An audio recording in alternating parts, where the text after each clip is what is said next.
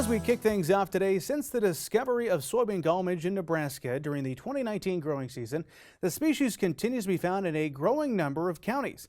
This persistent expansion of soybean gall midge highlights the need to stay up to date on the latest research-based information.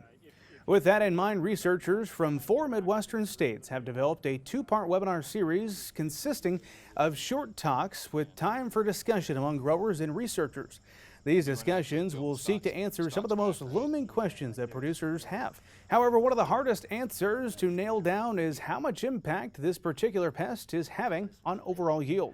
That's really hard to nail down. I can tell you in east central Nebraska, each year we find growers that are heavily impacted by this insect. And it's gone up and down. It was really bad in 2020, less so in 2021, which is good news. And I think a lot of them are asking, why is it different? And it's very difficult with a new insect. So it's a challenge because we don't have good management practices readily at hand that are acute, that aren't changing the operation in a big way. But that's part of what we'll be sharing is some of those new strategies, seeing if they fit some growers and discussing why this thing is different. Unfortunately, the first webinar already took place February 15th. This particular portion of the webinar covered things like scouting, biology, ecology, and distribution. If you missed the first webinar, it will be available to view online at a later date. However, there is still time to get registered for the second part of the webinar, which is scheduled for February 22nd.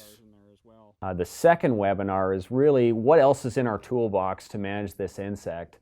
And so more broadly looking at cultural control strategies of various kinds, planting date, hilling, which was a new strategy this past year, to biological control, which has been a big thing that has recently kind of emerged in Minnesota and what they're finding and the potential for that, and then host plant resistance, which is kind of the gold standard for managing this. So it's a lot of new information that hasn't been put out much of anywhere else, and that'll be the first chance for people to get a handle on that and to give us feedback on it, on where we're headed. And it's all the states are involved that have issues with this.